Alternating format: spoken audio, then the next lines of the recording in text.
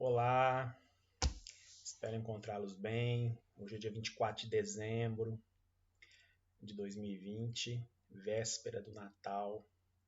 Data tão importante, né, para nós que somos cristãos. É uma data escolhida, é claro. Nós sabemos que não tem como afirmar o dia que Jesus nasceu, mas escolheram o dia 25 de dezembro para celebrar o nascimento dele. Então nós celebramos no dia de amanhã, dia 25. Hoje, dia 24, véspera. Muitas famílias se reúnem, né, para a ceia de Natal, para celebrar. Eu espero que seja um tempo de muita comunhão, muita alegria. Esse vídeo é referente ao estudo bíblico que a gente está fazendo aí sobre a espiritualidade emocionalmente saudável no livro do pastor Peter Scazzero. Nós já estamos aí seguindo bem no estudo, se bem que esse livro vai longe. Creio que nós seguiremos durante o ano de 2021 aí, boa parte dele, se não todo. Tem muito conteúdo nesse livro e eu gostaria de estudá-lo com vocês, né? Muito bem. Desculpem.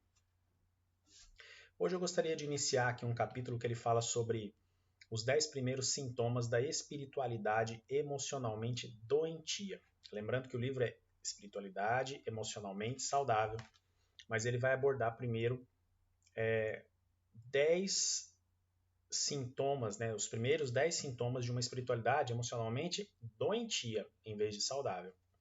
Ele dá o exemplo aqui de um jovem não, né, de um homem da igreja, lá onde ele é pastor, em Nova York e tal, chamado Jay. Ele diz assim, ó: Jay, um dos membros da nossa igreja, disse-me recentemente, abre aspas, faz 22 anos que me converti. Então, 2 décadas, né? Mas em vez de ter sido um cristão por 22 anos, fui um cristão de 1 ano de idade 22 vezes. Em vez de ter sido um cristão por 22 anos, fui um cristão de 1 ano de idade 22 vezes. Continuei fazendo as mesmas coisas várias e várias vezes, repetindo os mesmos erros, os mesmos pecados, né? As mesmas falhas. Aí o pastor Peter, ele vem dizer que talvez o grande problema seja a má aplicação das verdades bíblicas, né? Que acabam prejudicando aí cada um de nós, né? As pessoas e tudo mais. Lembra do iceberg que nós já estudamos? Então, aquela parte que fica exterior, ok, mas que está debaixo d'água muitas vezes não é nem tocado, nem mexido. E aí ele vem então trazer os 10 primeiros sintomas de uma espiritualidade emocionalmente doentia, né? E hoje eu gostaria de tratar a primeira delas, tá? O primeiro dos sintomas, desses 10 que ele destaca, nós vamos falar do primeiro hoje, que tem a ver com uma espiritualidade emocionalmente doentia. Interessante que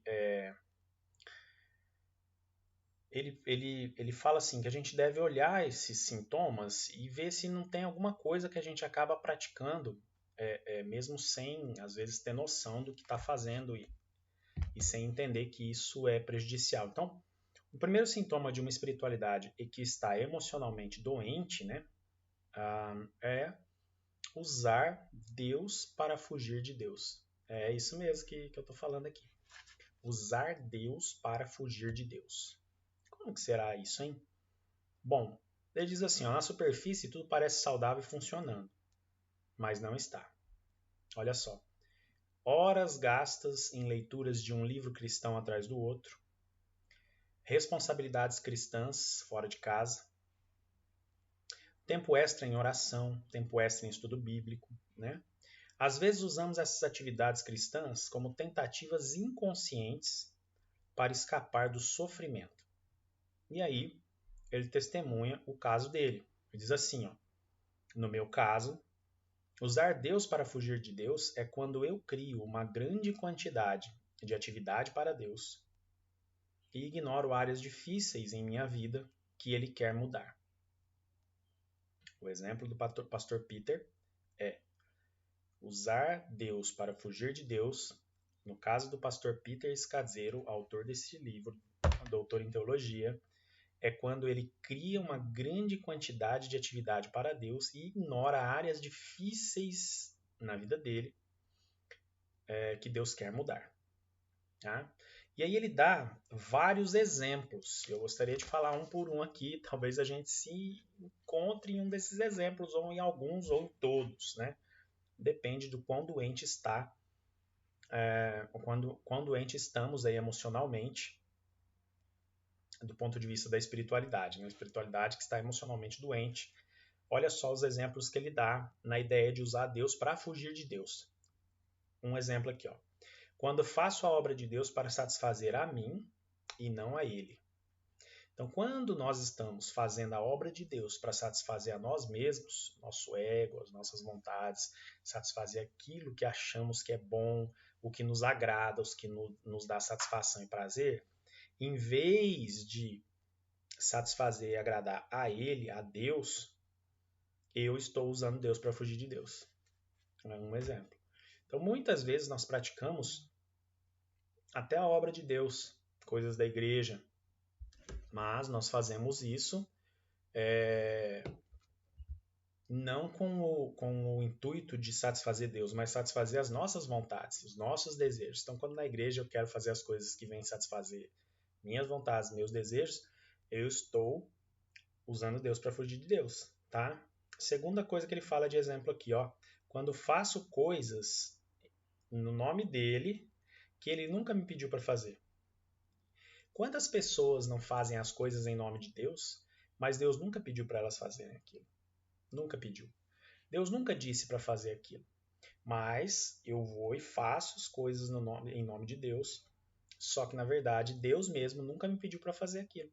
Nós temos aí exemplos diversos ao mundo afora, líderes de nações, líderes de Estado, enfim, que acabam usando o nome de Deus, né, para justificar suas atitudes, dizendo que Deus disse para eles fazerem aquilo.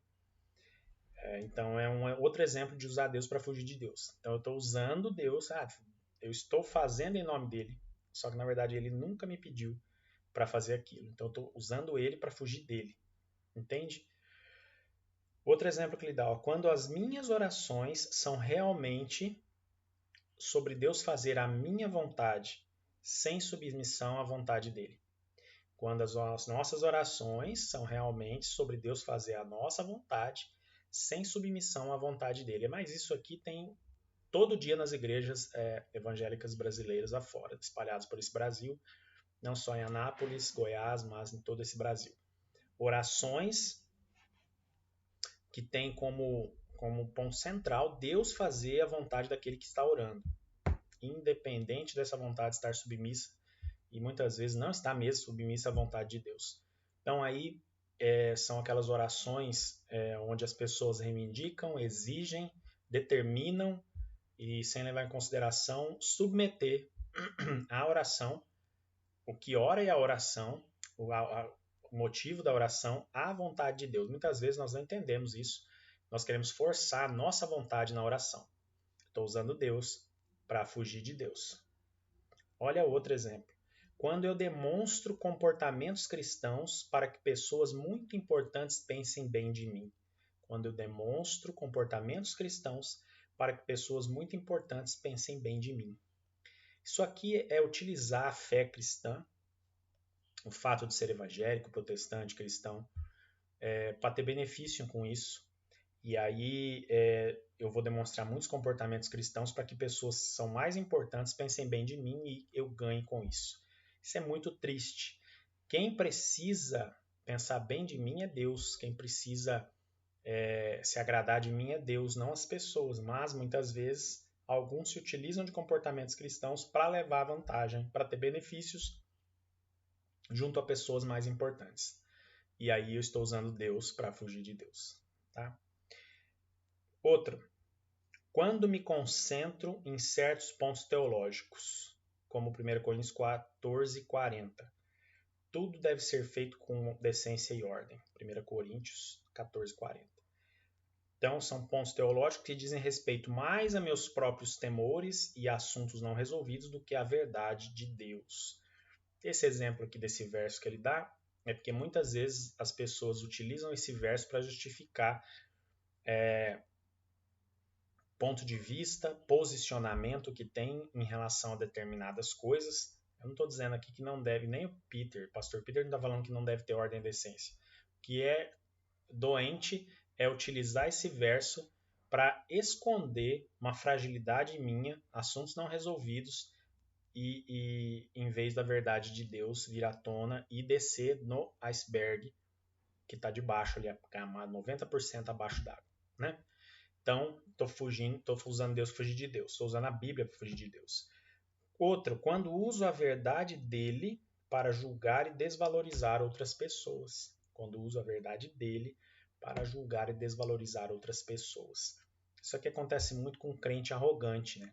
O cara é cristão, é pedante, arrogante, presunçoso, petulante, orgulhoso, enfim.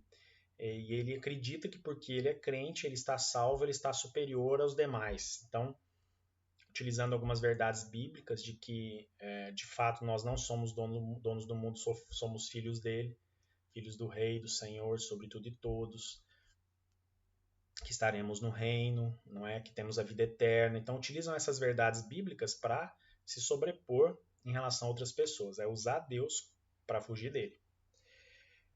Outro, quando exagero minhas realizações por Deus para sutilmente competir com outras pessoas. Isso aqui é a tal da competição e acontece muito dentro das igrejas. A pessoa vai começar a exagerar suas realizações, né, por Deus, pela igreja, os milagres, as bênçãos, ela fica supervalorizando isso para se colocar em condição de vantagem, de vitória, de superioridade, não é? Numa competição com os demais que estão ao seu redor. Isso também é deplorável e é de uma espiritualidade emocionalmente doente fazer isso, tá? Outro, quando pronuncio, abre aspas, o Senhor me disse para fazer isso, e a verdade é, abre aspas, eu acho que o Senhor me disse para fazer isso. Então, quando as pessoas justificam as suas atitudes a partir de que Deus me disse isso, para fazer isso ou aquilo, e na verdade eu acho que Deus disse, imagino que Deus tenha dito, né? Ela está justificando muitas vezes erros, decisões, comportamentos e acaba usando Deus para fugir dele mesmo, né? Porque está justificando que foi Deus que disse, quem vai contestar o que Deus disse?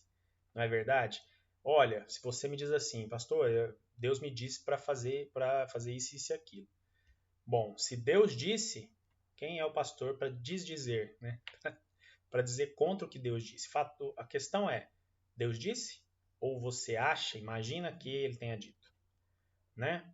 Outra, quando uso a escritura para justificar aspectos pecaminosos da minha família, aspectos pecaminosos da cultura, aspectos pecaminosos da nação, em vez de avaliá-los sob o senhorio de Deus. Isso aqui é um absurdo.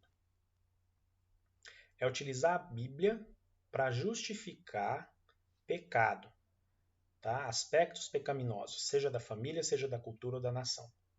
Então, eu dou um exemplo aqui dos Estados Unidos da América, quando bombardeia e ataca algum outro país e diz que faz isso em nome de Deus e justifica com textos bíblicos quando Deus mandava invadir, destruir e tal.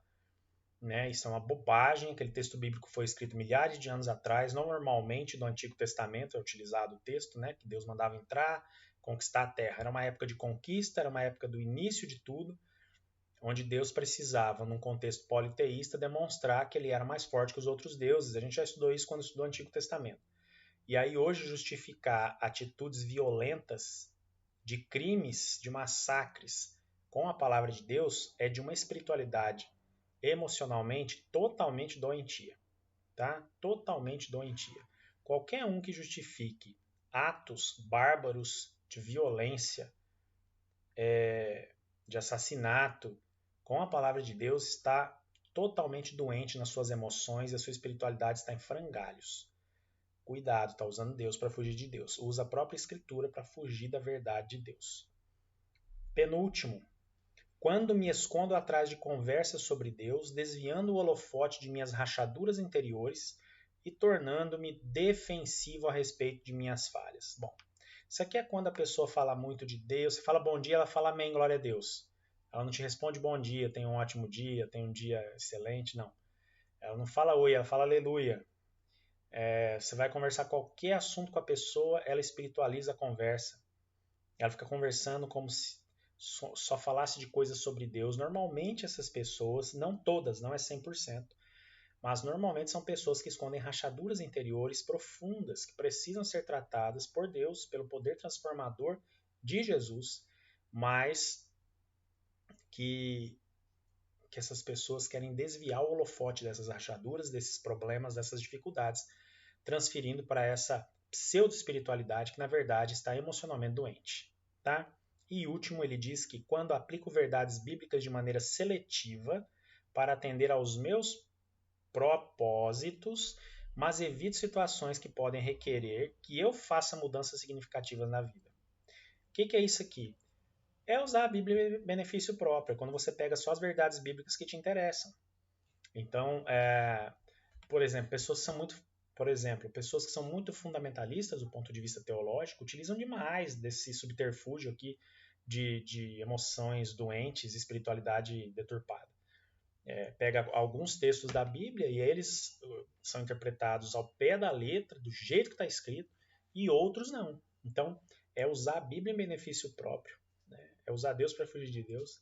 Você pega o que te interessa da Bíblia e aquilo você aplica. E as coisas que vão te expor para te transformar, você não utiliza. Você pula essa parte da Bíblia. Tá? E aí, finalizando, esse primeiro sintoma de uma espiritualidade emocionalmente doente ou doentia, que é usar Deus para fugir de Deus, todos esses exemplos dados aqui pelo pastor Peter, ele dá um exemplo final, tá? John usa Deus para validar suas opiniões sobre questões que vão desde o comprimento apropriado da saia das mulheres na igreja, a candidatos políticos ao papel adequado ao sexo masculino ou feminino na sociedade, a sua incapacidade de negociar questões com colegas gerentes não cristãos no trabalho. Ele não presta atenção nem avalia as inúmeras hipóteses que faz a respeito dos outros, tira conclusões precipitadas. Seus amigos, família e colaboradores o acham inseguro e condescendente. John, então, se convence de que está fazendo a obra de Deus ao fazer mau uso de versículos selecionados da Escritura. Abre aspas. Claro que aquela pessoa me odeia. Ele vai dizer isso para ele mesmo, né? Todos que desejam ser piedosos sofrerão perseguição. No final das contas, entretanto, ele está usando Deus para fugir de Deus. Pessoas que pegam textos da Bíblia para justificar os seus valores e muitas vezes seus preconceitos, as suas formas de ver e a sua maneira de pensar de que só ele tem razão sobre tudo, só ele está certo sobre tudo, utilizam textos bíblicos diversos e ainda vão dizer que está sendo perseguido, que as pessoas não gostam dele porque ele é piedoso, porque ele é um servo verdadeiro, ele serve a palavra. Isso é alienação. Então nós precisamos tomar cuidado com uma espiritualidade alienada, tá? Primeiro sintoma, então, de uma espiritualidade emocionalmente doentia, totalmente doente, espiritualidade em frangalhos, é usar Deus para fugir de Deus. Na próxima semana, vai ser dia 31, se eu não me engano, não tem problema, eu vou enviar o estudo da mesma forma, tá bom? Espero que tenha sido produtivo, que tenha sido útil, que gere reflexão, porque essa é a ideia dessa série de estudos sobre a espiritualidade, né, emocionalmente saudável. Primeiro estamos vendo uma espiritualidade emocionalmente doente, para depois ver como fazer para que ela seja saudável, tá bom? Deus te abençoe, um ótimo dia, uma ótima ceia, comunhão, celebração, Feliz Natal, Deus abençoe e até o nosso próximo estudo.